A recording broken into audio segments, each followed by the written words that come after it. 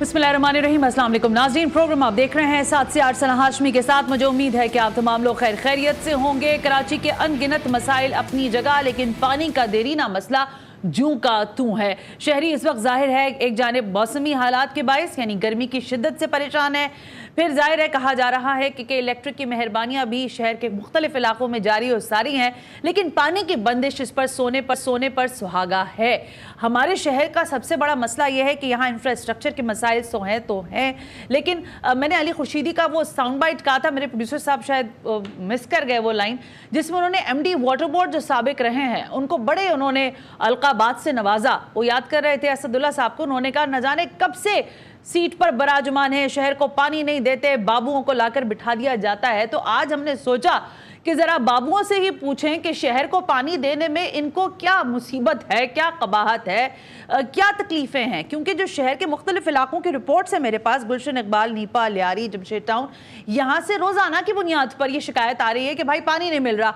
अब जब हम वाटर बोर्ड के लोगों से पूछते हैं, वो कहते हैं कि मैडम जितना पानी है उतना ही देंगे ना, कंजम्पशन अपनी जगह है, लेकिन हमारे पास पानी उतना हो भी तो।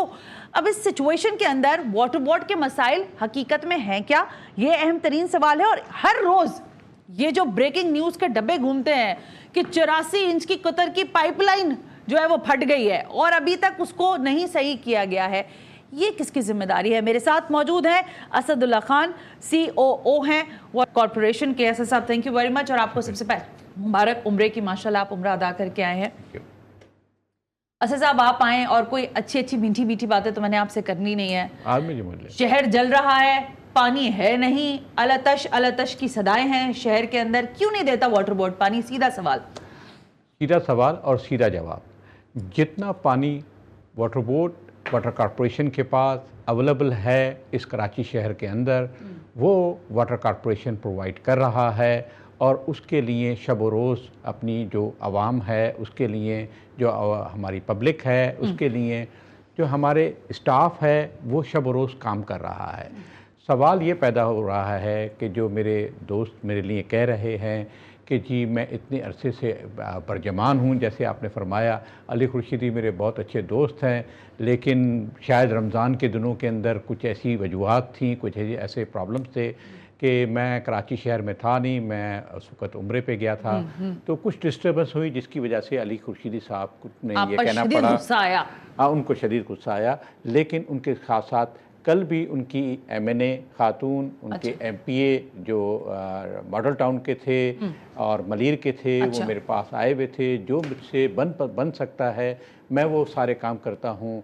और अपने घर से तो पानी नहीं दे रहे ना सर? इस वक्त भी वह जो है, अभी उनके MNA जो हैं कुरंगी के, MPA और MNA अभी जस्ट आधे घंटे पहले मेरे पास से वो होकर गए।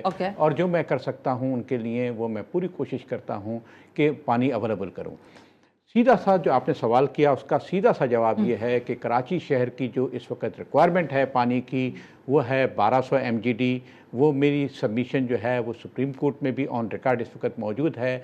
1200 MGD की रिक्वायरमेंट है, लेकिन इस वक्त जो पानी अवेलेबल है उसके लॉसेस के बाद, वैसे तो हमारे पास 550 MGD हम कहते हैं इंडस से, और 100 MGD हम कहते हैं हब से, तो इन दोनों को मिलाते हैं तो हमारा 650 MGD बनता है। लेकिन 650 MGD की जो पानी है, उसमें से अगर उसके लॉसेस आप निकालें और एवेपोरेशन निकालें, थेफ्ट निकालें, तो इस वक्त जो नेट पानी जो इस वक्त अवेलेबल है वो 520 और 550 के करीब अवेलेबल है। आधा भी नहीं है। तो मैं जो कैलकुलेशन हमेशा ये पेश करता हूँ और मेरी सबमिशन यही होती है कि 45% इस वक्त पानी अवेलेबल है और 55% पानी अवेलेबल नहीं है। अब ऐसी सूरत के अंदर सबको खुश करना कैसे पॉसिबल है?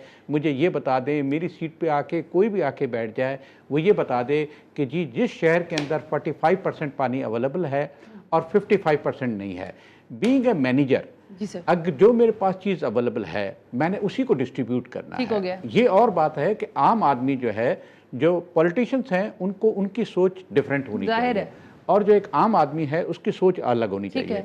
आम पब्लिक ये कहती है कि जी हमें मालूम नहीं कि जी पानी कहाँ से आता है, कितनी दूर से आता है, कितनी उसके ऊपर। सर पता है, मैं आपको यहाँ पे रोकना नहीं चाहती, लेकिन पता है क्या, जब टैंकर में पानी आता है और नलके में पानी नहीं आता ना, तो लोगों की जो मीटर होता है ना, आप कराची वालों हैं, आपको पता है वो मीटर बिल्कुल ही 360 हो जाता है। मेरे पास देखें, इस वक्त पूरे कराची शहर के अंदर 5000 टैंकर अवेलेबल हैं।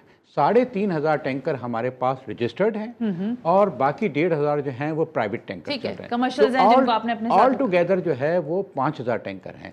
तो क्या ये पूरा कराची शहर जो है सिर्फ 5000 टैंकर के ऊपर चल सकता है? ये पॉसिबल नहीं है। सही है। दूसरा जो आपका सवाल है कि जी टैंकर्स के अंदर पानी अवेलेबल है, हमारे टोटल हैं 7 हाइडेंट्स। इन 7 हाइडेंट से मैक्सिमम जो पानी ड्रा हो सकता है, क्योंकि हर हाइडेंट के ऊपर 7 नल हैं। हमारे इलेक्ट्रिक मैग्नेटिक मीटर्स वहाँ पे लगे हुए हैं।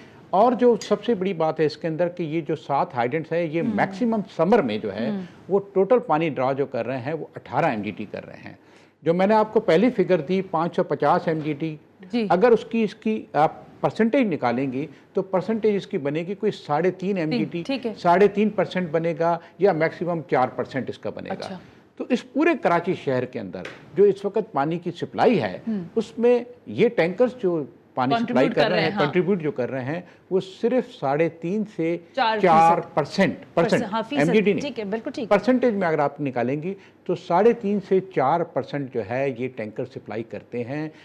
कोई भी साहब आके इसको खुद चेक कर लें। आपके मैंने तो बड़ा इसका आसान सा तरीका पहले भी बताया था, जो आज भी बता रहा हूँ, कि किसी भी हाइडेंट पे जाके आप बैठ जाएं, खुद बैठ जाएं और ये देख लें कि 7 हाइडेंट में टैंकर आके वहां पे फिलिंग कर रहा है और कितनी देर में वो जा रहा है। Simple formula. अच्छा। कोई रॉकेट साइंस अच्छा, लेकिन असद साहब देखें, मैं बुनियादी नुक्ते पर आपसे पूछना चाहती हूँ। हमारे पास पानी नहीं है, ये बात क्लियर है, ठीक है। K4 का मैं तस्करा करना ही नहीं चाहती, उसका नाम लेते ही मेरा मुंह कड़वा हो जाता है। नहीं, मैं नहीं लेना चाहती, वो फिर एक लंबी कहानी, वो फाइल और वो फिर बन रहा है, वो अभी यहाँ से केंजर से आएगा। अभी मुर्तजा भाब साहब भी मेरे पास आए हुए थे रमजान के महीने में, तो उस पर पानी के ऊपर काफी बात हुई। मेरा इस वक्त सवाल यह है कि इस वक्त जब आपके पास अवेलेबल रिसोर्सेज इतने ही हैं जो आपने मुझे बताया, विच इज अबाउट 500 प्लस आप कह रहे हैं, राइट हो गया, इसमें जो मेन टारगेटेड एरियाज हैं लाइक कोरंगी का एरिया, वहां पानी नहीं आ रहा और आज से नहीं आ रहा, काफी अरसे से नहीं आ रहा। मैंने इसीलिए लिख के रखे, ओल्ड सिटी एरिया में पानी नहीं आ रहा। वो मैंने वहां सर्वे करवाया, वो कह रहे हैं मैडम 7 दिन में से 3 दिन मुश्किल से कतरा कतरा गिरता है, उसके बाद मैं नाम नहीं लेती, वो अली खुर्शीदी का इलाका आ जाएगा, आप कहेंगे बल्दिया वगैरह, वहां पे भी पानी नहीं है, ठीक है। फिर आपका शाह फैसल का इलाका है, वो कह रहे हैं सारी जिंदगी यहाँ पानी आता था, ये अब पिछले 2 साल में हो गया पानी नहीं आता। ये जानबूझकर कोई लाइनमैन्स वगैरह का सिलसिला है, वो कहते हैं वहां पे पैसे चलते हैं, वाटर बोर्ड में भी पैसा चलता है, ये क्या है सर? देखिए, मैं इसका सिंपल सा जवाब है, पॉपुलेशन डे बाय डे बढ़ रही है। ऑलराइट, ठीक। पानी जो है वो लास्ट आया था 2006 में, आज हम 2025 के अंदर बैठे हैं। अगर जो K3 प्रोजेक्ट आया था वो 2006 में आया ठीक था, हो गया। आज हम 2025 के अंदर बैठे हुए हैं। अगर इसको राउंड फिगर में आप लेते हैं तो 20 साल हो गए हैं, 20 साल से कराची शहर में 1 गैलन पानी का इजाफा नहीं हुआ है।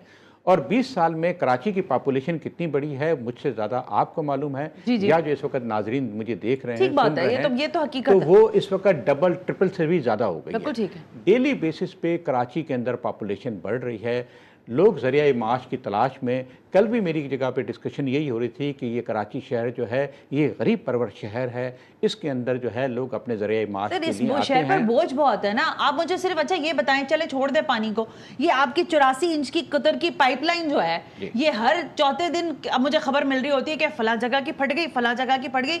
एक ये आपका यूनिवर्सिटी रोड, ये गाजी गोट, ये क्यों फट रही है सर?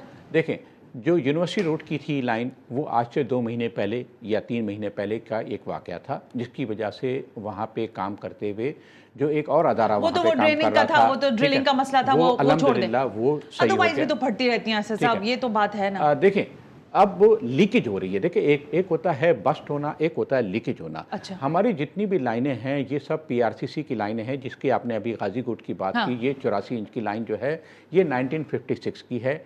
इसके जो रबर्स है, जो अंदर जो इसके कपल होती है, एक लाइन दूसरी लाइन से जुड़ती है, उसमें जो रबर है वो अब रबर जो है वो ऑब्सोलेट हो गए हैं, वो अब पुराने हो गए हैं, वो वहाँ से लीकेज होती है। अगर उस लीकेज को एड्रेस नहीं करते हैं तो आपका फिर ये सवाल आएगा, आप फिर बैठ के यहाँ पे यही क्रिटिसाइज मुझ पे कर रही होंगी कि देखें ये लीकेज इतनी हो रही है और इस लीकेज को नहीं संभाल रहे हैं। अच्छा, अगर लीकेज को बनाया जाता है तो नेचुरली लाइन को फिर बंद करना पड़ेगा, बंद करके अंदर लोग जाएंगे, उसके अंदर से भी उसको लीकेज को सही करेंगे और बाहर से भी करेंगे। तो उसके आपके ये जो रबर हैं, ये जिनमें लीकेजेस आ रही है, ये आप लोग बदलते हैं क्या? इसका सिस्टम है मुझे बताएं, क्योंकि आम लोगों को नहीं समझ आती है बात। मैं उसको बिल्कुल आम सिंपल सा समझाऊंगा, इसके लिए कोई रॉकेट साइंस नहीं है। देखें, अगर इस 86 इंच लाइन को या 85 इंच की लाइन को हम चेंज करते हैं तो इसमें बिलियन रुपीज़ का खर्चा है, ठीक है। और ये लाइनें जब तक खुदा ना खास्ता बस्ट न हो जाए या ख़त्म न हो जाए तब तक हम उसको चेंज नहीं करते हैं, क्योंकि ये कॉस्टली बिजनेस है। तो उसको यही करते हैं कि हम उसको रिपेयर करते हैं। इससे पहले एक दफ़ा सबसे पहले यूनिवर्सिटी के ऊपर ये मामला हुआ था। हाँ। मैं सिर्फ 2 चीज़ें अटैच करता हूँ। उससे पहले हमने रमज़ान से पहले 12 एक्टिविटीज़ करते हुए ये ओल्ड सब्जी मंडी के सामने जितनी भी लीकेजेस थी वो सही की। फिर हमारे लेकिन हैदराबाद कॉलोनी के लोग अभी भी रो रहे हैं, लेकिन वो सब्जी मंडी के साथ ही मुत्तसिल है, वो कह रहे हैं पानी नहीं आ रहा। मैंने जान के लिखे नाम लोगों से पूछ के फोन, देखिए इस इलाके में आ रहा है, इस इलाके में। बहुत सी जगहों पे पानी कम तो जरूर हो सकता है, लेकिन ये मैं नहीं कहूंगा कि बिल्कुल ही पानी नहीं आ रहा है। अच्छा। जैसे आपने औरंगी का कहा, औरंगी, बल्दिया, साइट, मेट्रोवेल, इसके अंदर पानी जो है वो 10 दिन के बाद, 15 दिन के बाद हर एक का रूटीन पूरा ये रूट होता है, एक चेन है, वॉल ऑपरेशन होता है और एक जगह से दूसरी जगह तक जब पहुंचता है तो तकरीबन 15 दिन इसके अंदर लग जाते हैं। लेकिन असद साहब, मुझे बार बार ब्रेक लेने का कहा जा रहा है। मेरे ख्याल है ये सेगमेंट हम कंप्लीट कर लें, फिर ब्रेक, क्योंकि असद साहब ने कम ही वक्त हमें दिया है। मैं ब्रेक नहीं ले रही, मैं कंटिन्यू आपके साथ। असद साहब, ये मुझे बता दें कि आपके इदारे पर वैसे तो बहुत सारे इल्ज़ामात हैं। एक तो आप पानी नहीं देते, सबसे अहम बात यह है, सबसे बड़ा इल्ज़ाम यह है। लेकिन आपके महकमे के दीगर लोगों पर ये इल्ज़ाम भी है कि वो करप्शन में मुलव्वस होते हैं। आपके लाइनमैन जो हैं वो पैसे लेकर एक इलाके की लाइन जो है वो ओपन रखते हैं, दूसरे की बंद करवा देते हैं। कराची वाले इसको खांचेबाजी कहते हैं। आप इसको कैसे देखते हैं? आपके पास आती है ये रिपोर्टिंग होती है चीज़ें? मैं ये तो कभी भी नहीं कहूँगा कि वाटर बोर्ड में कोई करप्शन नहीं है, या वाटर बोर्ड जो है वो बिल्कुल करप्शन लेस है और कोई करप्शन नहीं है। वाटर बोर्ड में उतनी ही करप्शन है, मैं इसको सेकंड नहीं करूंगा कि जितनी जो है दूसरे अदारों में है, जितनी इस मुल्क में अमूमी तौर पर करप्शन है और जितनी सिंध में करप्शन है। मैं किसी का नाम लेना मेरे लिए मुनासिब नहीं रहेगा, मेरे मनसब के ऊपर ये सूट नहीं करता है कि मैं किसी अदारे का नाम। मैं इसीलिए आपको कह रही हूँ कि आप ना ले, हम बता देते हैं सर कि यही कहा जाता है ना, और क्या कहा जाता है। और बहुत सारे अदारे भी मेरे साथ, मेरे जो सिस्टर कंपनीज है उनमें भी है। लेकिन देखें, मैंने जैसे अर्ज़ किया कि हमारे यहाँ जो है वो 3 टीयर्स हैं। एक हमारा लोअर टीयर्स है, एक मीडियम है और एक हाई टीयर्स है। हाई टीयर्स के अंदर जो है वो चीफ इंजीनियर, डीएमडीज, एमडीज और साथ साथ जो है सीडब्ल्यू आ जाता है। जी, ठीक है, ठीक। और जो लोअर टीयर है उसके अंदर ये ज़रूर होता है, वो भी देखिए अवाम ही उनसे करवाती है। आप जिस अपार्टमेंट में रह रही हैं, सपोज़ आप ये कहते हैं उनको कि मेरे पास एक लाइन तो है, या मेरे पास जो है एक लाइन है उसके अंदर पानी कम आ रहा है, हमारी तरफ ज़्यादा पानी खोल दो, तो दूसरी तरफ जो है वो कम हो जाएगा। वो हमारा वालमैन अगर ऐसी करता है हरकत और हमारे इल्म में आती है, मेरे और मेरे सीईओ की हरकत ये अगर इल्म में आती है तो उनको वहाँ से ट्रांसफ़र भी किया जा सकता है, और हम करते हैं। आज मैं जो है वो 2 ट्रांसफ़र कर इस बात पे आया कि जी अवाम ने आके वो शिकायत की। तो कल भी एक ट्रांसफ़र मैंने किया, नाम लेना मुनासिब मुझे अच्छा नहीं लगेगा कि उसको। ठीक है। अच्छा, एक और चीज़ है, क्योंकि वक्त बहुत कम है, मैं चाह रही हूँ बहुत सारी चीज़ें। पब्लिक रिप्रेजेंटेटिव जब भी आके हमसे शिकायत करते हैं, खास तौर पे जो यूसी चेयरमैन हैं, एमपीएज हैं, एमएनएज हैं, उसको आप फौरी तौर पर फौरन एड्रेस करते हैं। That's good. अच्छा, एक चीज़ और है कि पानी की लाइंस का मसला, फिर ये सारा कुछ हो रहा है, उसके साथ साथ एक और इशू ये है कि कंटामिनेटेड वाटर की बड़ी, अब मलीर के एरिया में अभी से नहीं, मुझे नहीं पता, आप कह रहे थे अभी एमएनएज और एमपीएस से आपकी मुलाकात हुई है। जो खोखरा पार से पूरा एरिया है पहले का, वहां पर कंटामिनेटेड वाटर की शिकायत आज भी मौसूल हो रही हैं। ये पानी की लाइन में जो सीवरेज की लाइन साथ साथ चल रही है और गैस की पाइपलाइन उसके बराबर में चल रही है, ये सर कैसे इसका मसला हल होगा? क्या लोगों को हम एक तो पानी नहीं दे रहे, अच्छा जब देते हैं तो वो इतना गलीज पानी देते हैं कि बेचारे पी नहीं पाते। मैं 2 चीज़ें आपने, और लियारी में भी है ये, बिल्कुल मुझे याद है। मलीर और खोखरा पार की जो आपने बात की, उसका मैं आपको एक वहाँ के मलीर वालों के लिए खुशखबरी ये ज़रूर मैं बताता चलूँ कि जो एक बहुत पुरानी लाइन जो 2007-2008 में डली थी, जो पिपरी से चली थी और वो कंप्लीट हुई है मलीर सऊदाबाद पे। वो लाइन जो है कुछ वजूहात की वजह से कि वहाँ पे पंपिंग स्टेशन नहीं बना था जिससे रिजर्वायर को कंप्लीट किया जाए। मेयर कराची मुर्तज़ा वहाब साहब ने खसूसी ये मुझे भी टास्क दिया सीईओ को भी कहा कि जी इस लाइन को जो है 32 इंच की लाइन को जो है वो एग्जीक्यूट किया जाए, इसके अंदर पानी जो है वो दिया जाए, जिससे मलिर खोखरा पार तक जो है 10 MGD पानी जो है वो पहुंच जाएगा। और ये नियर फ्यूचर के अंदर आप बहुत जल्दी देखेंगे कि मलिर की वो लाइन जो इस वक्त अबेंडेंट पड़ी हुई है उससे पानी जो है मलिर खोखरा पार तक पहुंच जाएगा। आपके पहले सवाल का जवाब तो ये है कि मलिर और ये जो कंटेमिनेटेड वाटर कंटेमिनेटेड देखें मोस्टली जो यानी कि सीवरेज की लाइन में पानी की मेन लाइन चल रही है तो जाहिर आएगा उसकी वजूहत एक तो ये है कि देखें हम जो पानी का कनेक्शन करते हैं वो एक प्रॉपर तरीके से करते हैं जिससे जो है वो पिन होल या लीकेज जो है वो न रहें। मोस्टली जो होता है लोग ये करते हैं कि जो इलीगल कनेक्शंस लेते हैं कि लाइन है, लाइन के अंदर सिर्फ जो है पाइप को जो है वो उन्होंने इंसर्ट कर दिया और उसके ऊपर प्रॉपर क्लैंपिंग नहीं की, जिसकी वजह से ये कंटेमिनेटेड वाटर जो है वो पानी की लाइन में चला जाता है और उसकी वजह से जो है ये कंटेमिनेशन होती है।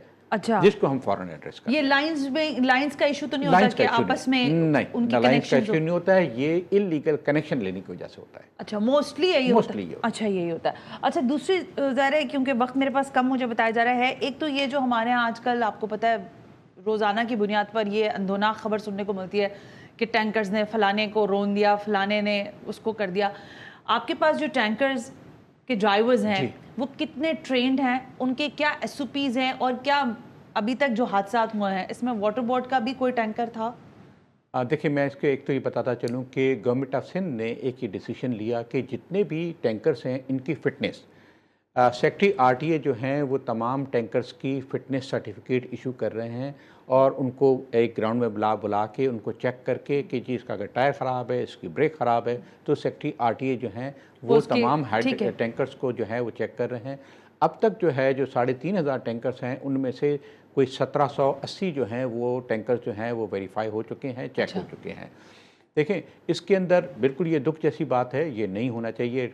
कुछ तो डंपर से भी एक्सीडेंट हुए हैं, वो भी हुए हैं और कुछ जो है वो टैंकर से भी हुए हैं। तो टैंकर्स का ये होता है कि जब टैंकर के अंदर 3000 गैलन पानी मौजूद होता है, जब उसको ब्रेक लगाते हैं तो वो पूरा पानी का प्रेशर इतना ज़्यादा आता है कि वो मोटरसाइकिल को या किसी गाड़ी को हिट करता है, जो कि नहीं होना चाहिए। मैं इसको बहुत हाईली इसको ऑब्जेक्शन है, कंडेम मैं करता हूँ इसके ऊपर कि ये नहीं होने चाहिए। क्या इस दौरानिए में कोई वाटर बोर्ड से भी अब ये हुआ है कि कल ही कमिश्नर कराची ने ये इंस्ट्रक्शंस इशू की हैं कि डे टाइम के अंदर जो है वो टैंकर्स की मूवमेंट के ऊपर पाबंदी लगाई गई। मुझे पता है, मैं कह रही हूँ कि अभी आप लोगों इस हादसा में कोई वाटर बोर्ड के ड्राइवर्स टैंकर्स बिल्कुल है, मैं ये नहीं कहूँगा कि नहीं है। उनकी क्या सजाएं हुई? देखिए, मोस्टली तो ये हुआ कि जी उन टैंकर्स को जो है पब्लिक ने जो है वो एक तो आग लगा दी, नहीं सील नहीं कर दिया। अच्छा, ड्राइवर्स को क्या किया? ड्राइवर्स को जो है वो पुलिस ने जो है वो गिरफ्तार किया है, कस्टडी किया हुआ है, जमानत नहीं हुई और उसकी अभी तक जमानत नहीं हुई। उनके पास लाइसेंस थे, वेरीफाइड उनके पास लाइसेंस थे, तो फिर तो उनकी जमानत हो जानी चाहिए थी। तो अभी तक जमानत नहीं हुई है क्योंकि जो उनके ऊपर दफात लगी हैं उसके मुताबिक उनके ऊपर जमानत उनकी ओके, क्योंकि टाइम कम है, आपने वक्त भी कुछ मुख्तसर ही दिया हमें। हमारी ख्वाहिश तो होती है कि आपसे लंबे सेशंस करें, लेकिन जाहिर है पानी आएगा नहीं, हम आपको नॉक करते रहेंगे। आते जाते ये बताइए कि ये जो पूरा अगला महीना शुरू होने वाला है, अप्रैल, मई, जून, जुलाई, पीक डेज, क्या फोर्सी कर रहे हैं? इसका कॉन्टीजेंसी प्लान जो है हमने बनाया है। देखिं, इस वक्त जो पानी अवेलेबल है उसको हम राशनिंग के थ्रू ही दे सकते हैं पानी। तो उस राशनिंग के थ्रू जो हमारे जो वाल्व थे जो काम नहीं कर रहे थे बहुत सारे, उनको हमने जो है ऑपरेटिव किया है। और उसके साथ साथ जिन जिन इलाकों के अंदर जो है हमें ये मालूम होता है कि राशनिंग के तहत कि अब यहाँ पे पानी देना है, अब यहाँ पे देना है, तो वो सारे वाल्व जो हैं वो ऑपरेटिव कर दिए गए हैं, जिससे इलाके के अंदर जो है पानी जो है वो डिस्ट्रीब्यूशन 10 दिन में आए या 15 दिन में आए, पानी आएगा। बहुत बहुत शुक्रिया Asadullah, thank you very much. आप हमेशा हमारी दावत पर तशरीफ लाते हैं, आपका बहुत शुक्रिया। गो के हम आपसे बड़े तेज सवालात भी बाज़ दफ़ा कर देते हैं। Thank you very much again sir. Break लेने का कहा जा रहा है, ब्रेक से वापस आते हैं। वाटर बोर्ड के हालात आपके सामने हैं। शहर को जितनी पानी की ज़रूरत है वो उनके पास मैसर नहीं, तो जब पानी जितना होगा उतना ही हम सबको भी मिलेगा, तो इस पर इक्तफा कीजिए। लेकिन एक और बुरी खबर हमने सुनने को मिल रही है और वो ये है कि आइंदा आने वाले हफ्ते में ज़लज़ले आ रहे हैं। तो ये कैसे आएंगे, क्या इसकी प्रेडिक्शन है, इस पर बात करेंगे इस ब्रेक के बाद।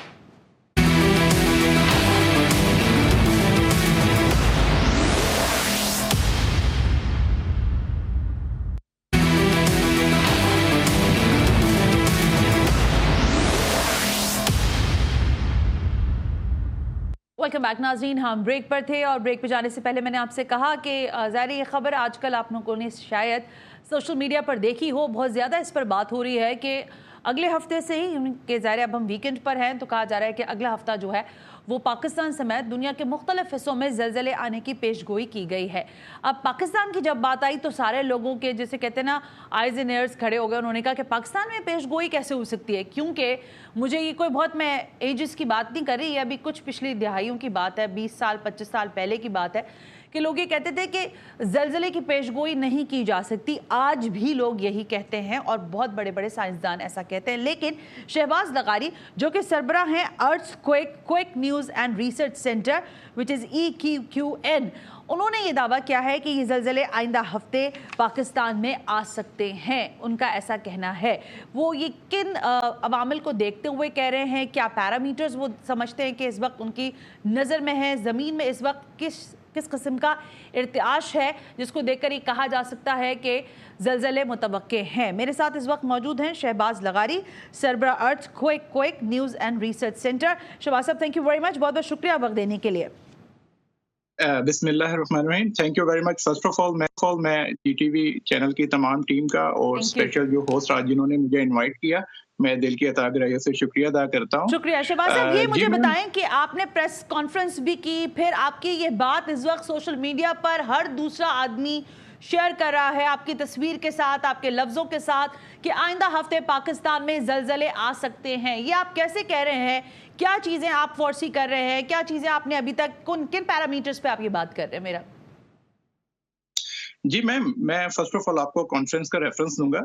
ड्यूरिंग कॉन्फ्रेंस मैंने रेफरेंस पुट किया था, प्रेडिक्शन की थी ड्यूरिंग कॉन्फ्रेंस के 9, 10, 11 पाकिस्तान के लिए बहुत अहम है। यहाँ पे अर्थक्वेक एक्सपेक्टेड है क्योंकि हम अपना ये सारा साइंटिफिक कैलकुलेशंस के अकॉर्डिंग रिकॉर्ड को कलेक्ट करते हैं। उसके बाद हम इसके हतमी रिजल्ट तक पहुंचने के बाद हम 9-10 मई कह रहे हैं आप? नो, अप्रैल 9, 10 एंड 11 अप्रैल, ये जो भी रिसेंटली 12 अच्छा, ये जो अभी आया था।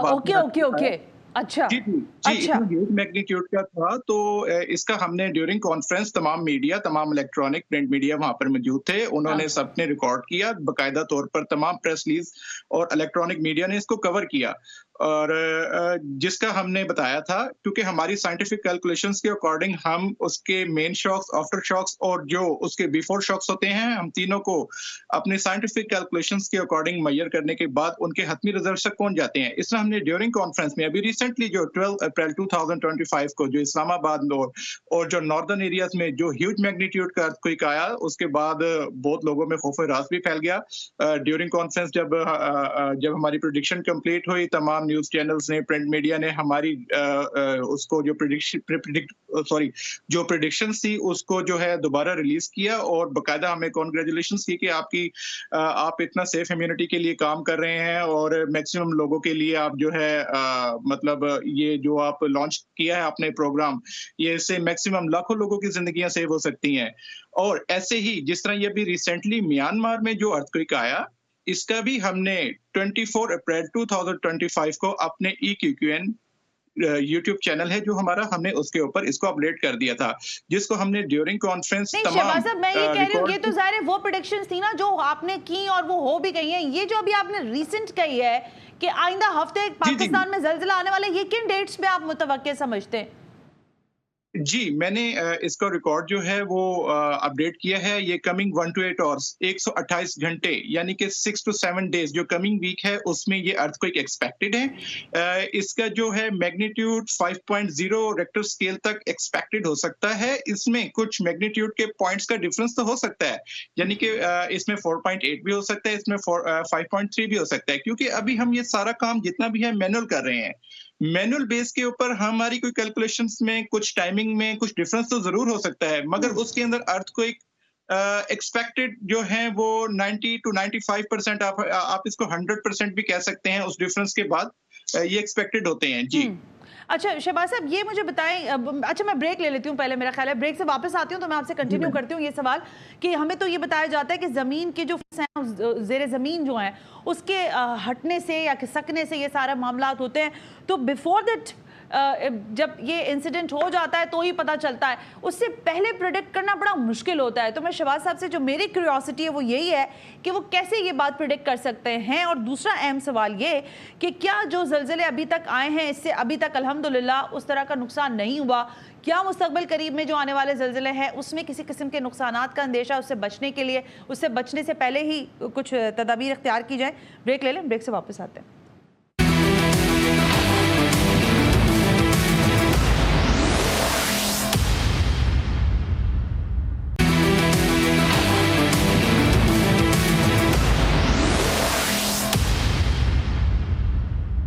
वेलकम बैक नाज़रीन, हम ब्रेक पर थे और ब्रेक पे जाने से पहले हम बात कर रहे थे शहबाज लगारी साहब से जो कि सरबराह हैं EQQN के, और वो हमें ये कह रहे हैं कि ज़लज़ले जो हैं वो आइंदा हफ्ते मुतवक्के हैं और उन्होंने कहा कि इसकी शिद्दत जो है वो 5.4 तक की हो सकती है। शहबाज साहब, अभी जब मैं ब्रेक पर थी तो मैं कुछ लोगों के कमेंट्स पढ़ी थी, लोग सवाल भी ज़ाहिर करते हैं, वो ये कह रहे हैं कि आप अपना थोड़ा सा मैकेनिज्म बताना पसंद करेंगे, क्योंकि ज़ाहिर जो आप प्रेस कॉन्फ्रेंस कर रहे हैं वो एक अलग है, लेकिन जब आप टीवी शो पे होते हैं तो लोग इस बात में तजस्सुस रखते हैं जानने में कि आप किस तरह से इतनी बड़ी पेशगोई कर रहे हैं या आप ये सारी मालूमात फराहम कर रहे हैं, क्या किन बुनियादों पर ये बात हो रही है? जी मैम, एग्जैक्टली मैं आपको बिल्कुल इन्फॉर्म करूंगा। ये पहला जो है, ये हम जो हमारा रिसर्च सेंटर है EQQN, ये दुनिया का पहला अर्थक्वेक फोरकास्टिंग रिसर्च सेंटर है जो आने वाले अर्थक्वेक्स को 128 आवर्स बिफोर टाइम अपडेट करता आ रहा है, जिसका रिकॉर्ड आप हमारे उससे वेरीफाई भी कर सकते हैं। आप हमारे से मेन डाटा सोर्स पूछना चाह रहे हैं। हम एक कंट्री की, जिस तरह हम पाकिस्तान के लिए, मेरी पहली प्रायोरिटी पाकिस्तान है, पाकिस्तान के लिए हम काम कर रहे हैं। यहाँ पे हम इनकी क्रस्ट क्लियर्स और जो इन्वॉल्वमेंट से हम डाटा कलेक्ट करते हैं साइंटिफिक कैलकुलेशंस के अकॉर्डिंग, उसको हम 5000 किलोमीटर रेडियस के अंदर हम उसका प्रॉपर साइंटिफिक रिकॉर्ड हमारे पास कलेक्ट होता है। उसके बाद हम उन कंट्रीज के जो फॉल्ट लाइन एरियाज होते हैं हम उसको भी बीच में ऐड करते हैं। जैसा कि पाकिस्तान की जो बाउंड्री है वो 3 बड़ी फॉल्ट लाइन पर मौजूद है, जहां पे टेक्टोनिक प्लेट्स जो हैं बिल्कुल बहुत ज्यादा वहां पे क्रश हुई हैं, जहां से बार बार अर्थक्वेक्स जो है रिपीटेड होते हैं और बहुत ज्यादा जो है ना इसमें अपीयर्ड होते हैं।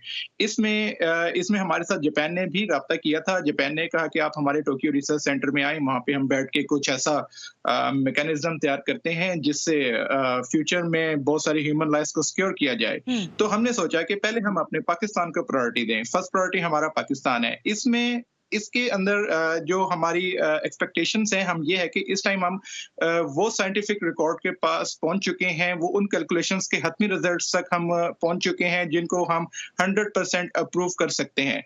और अब हम उसी साइंटिफिक रिकॉर्ड को कंपाइल करके ऐसा सिस्टमैटिकल, ऐसा मैकेनिकल सिस्टम लॉन्च करना चाहते हैं जो जिस तरह वेदर फोरकास्टिंग है ऐसे ही अर्थक्वेक फोरकास्टिंग जो है हमारे सेल फोन्स पर, हमारे कंप्यूटर्स पर, पीसीज पर जिस तरह वेदर फोरकास्ट काम कर रहा है, ऐसे ही अर्थक्वेक की फोरकास्ट को हम यकीनी बनाने में अपना भरपूर किरदार अदा कर रहे हैं। इस टाइम बिल्कुल आपका क्वेश्चंस बिल्कुल मैम बिल्कुल आप बिल्कुल एक्यूरेट कह रही हैं कि जो मैंने कमेंट स्टेट किए सब यही कह रहे हैं कि अर्थक्वेक की फोरकास्टिंग पूरे ऑल ओवर वर्ल्ड में पॉसिबल ही नहीं है। क्योंकि इसकी शहबाज साहब आपकी कथा कलामी के साथ आज मैं कुछ बहुत सारे आपसे सवाल करने से पहले बहुत सारे रिसर्चर्स को पढ़ रही थी जो कि दुनिया में बैनुल-अक़वामी सतह पर मशहूर तरीन लोग हैं। उन्होंने कहा कि हम प्रिडिक्ट नहीं कर सकते। जी एग्जैक्टली मैं बहुत खाकसार से इंसान हूँ, ये सब अल्लाह की अतात है। मैं इसको कोई 15 to 20 ईयर्स भी कह सकते हैं। मैं इसको पर्सनली इंडिविजुअली मैं इसके ऊपर वर्कआउट कर रहा था। एक सर्च आउट करने से तो एज बीइंग अ मुस्लिम हमें खुदा भी मिल जाता है, तो ये तो फिर एक छोटी सी इन्वेंशन है। और ऐसे ही अगर हम जिस तरह 5000 किलोमीटर रेडियस में अगर हम मजीद इसको आगे हम कवर करने के लिए हमें मतलब सपोज जिस तरह जापान है, जापान के हतमी रिजल्ट से पहुंचने के लिए वहां पर मौजूद उनकी जो क्रस्ट लेयर्स हैं, उनके जो लैंड्स हैं, उनको विजिट करने के बाद हम उनके हतमी रिजल्ट तक पहुंच सकते हैं कि हाउ मेट इज पॉसिबल, कि ये किस तरीके से यहाँ पे अर्थक्वेक्स जो है इतने कांस्टेंट आ रहे हैं, आखिर इसकी रीजंस क्या हैं, टेक्टोनिक प्लेट्स किस तरह डैमेज होती हैं, और जो है इसके जो मेजर फैक्टर्स हैं वो क्या हो सकते हैं। ये हम उस जगह की प्रॉपर लैंड्स को विजिट करने के बाद अपने साइंटिफिक रिकॉर्ड के अकॉर्डिंग हम वहां के हतमी रिजल्ट्स तक अब इस टाइम हम आपको दावे के साथ कह रहे हैं। दावा इस तरीके से है कि इसके क्योंकि हमारे पास हतमी रिजल्ट्स मौजूद हैं। जी मैम। अच्छा शहबाज साहब, ये ज़ाहिर है आप कह रहे हैं हतमी रिजल्ट्स और ये सारी चीज़ें आप मुझे बार बार कह रहे हैं, लेकिन मेरा सवाल फिर घूम फिर के वहीं आएगा। देखिए, इतने तरक्की याफ्ता दुनिया के ममालिक हैं, अभी आपने म्यांमार की बात नहीं करती मैं, लेकिन टर्की में अभी हालिया दिनों में पिछले दिनों जो ज़लज़ला आया वहाँ पर तबाही आई। फिर इससे पहले आपने अभी तस्करा किया जापान का, वहाँ पर तवातुर के साथ आते रहते हैं, वहाँ पर बड़े मार्जिन से लोगों की ज़ाहिर अमवात भी हो जाती हैं, लेकिन उस सारी सिचुएशन के बावजूद वो प्रिडिक्ट नहीं कर पाए हैं अभी भी। जिस वक्त ज़लज़ला आता है उससे पहले प्रिकॉशंस नहीं लिए जा सके, बावजूद इसके कि वो एक बहुत ही टेक्निकली भी बड़े साउंड लोग हैं, साइंटिफिकली भी उनके पास ज़्यादा मालूमात है, फिर वो आपकी मालूमात पर क्यों रिलाई करें लोग? मेरा सवाल ये है, इन अदर वे अगर आप समझें तो। जी मैम, इसका मैं आपको सबसे पहले बताऊंगा कि हमने जिस तरह तुर्की में, जिस तरह आपने जिक्र किया, तुर्की का जो अर्थक्वेक आया उसका हमने बिफोर टाइम रिकॉर्डेड, हमारे पास वीडियोस मौजूद हैं, उसका हमने बिफोर टाइम हमने अपडेट कर दिया था 4 डेज पहले। ऐसे ही जिस तरह यूनान, ग्रीस में जो अर्थक्वेक आया यूनान में, हमने 18 जनवरी 2025 को अपने यूट्यूब चैनल पर अपडेट कर दिया था। हमने उनको बाकायदा प्रॉपर मेल की, हमने कहा जी आपके अर्थक्वेक्स यहाँ पे एक्सपेक्टेड हैं, उनका मेल्स का रिकॉर्ड भी हमारे पास मौजूद है। अगर आपके पास प्रोग्राम में तवील टाइम हो तो मैं आपके साथ हर चीज प्रॉपर शेयर भी करेंगे इंशाल्लाह, और प्रूफ भी करेंगे। हमने 18 जनवरी 2025 को यूनान में जो 30,000 प्लस अर्थक्वेक्स आए, जिन्होंने अपना आयरलैंड वहां पे फ्री करवा दिया, $बिलियन उनकी गवर्नमेंट ने इन्वेस्ट किया पब्लिक के ऊपर, पब्लिक को नियरेस्ट जो कंट्रीज से वहां पे माइग्रेट किया। जब 28 को, जिस तरह हमारे पाकिस्तान के तमाम मीडिया ने भी बताया कि 1 डे में 500 अर्थक्वेक्स आए, तो तब उन्होंने हमारी मेल को देखा कि ये कुछ बंदा कह रहा है, कुछ यहाँ पे जो है ना कोई रिसर्च सेंटर है जो हमें पहले से ही वार्न कर चुका है इस अर्थक्वेक से रेलेवेंट, तो उन्होंने बड़ा अप्रिशिएट किया हमें। तो अभी भी उनके साथ कोऑर्डिनेशन चल रही है, और अभी हमने उनको यही कहा है कि अभी अपने जो आइलैंड हैं, जो अपने जजीरे हैं, उनको फ्री रहने दें, वहां पे एक साइकिल मजीद रिपीट होना है।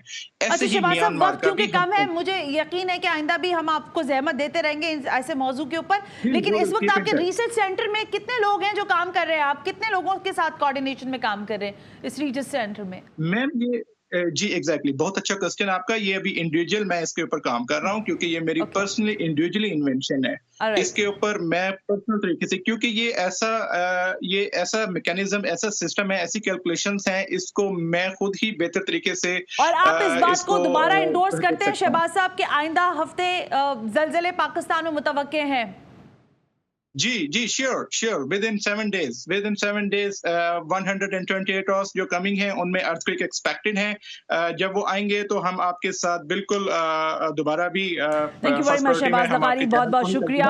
सरबरा EQQN कह रहे हैं 7 दिन में तकरीबन, जो कि 128 मेरा ख्याल है वो कह रहे हैं घंटे बनते हैं, 5.4 तक के रेक्टर स्केल पर ज़लज़ले वो कह रहे हैं आ सकते हैं। अब इसकी शिद्दत से वैसे तो नहीं है, लेकिन अगर इसकी गहराई ज़्यादा होती है तो फिर ज़ाहिर नुकसान भी हो सकता है। अल्लाह ताला सबको महफूज रखे। आज के प्रोग्राम से सना हाशमी को इजाज़त दीजिए। अल्लाह हाफ़िज़।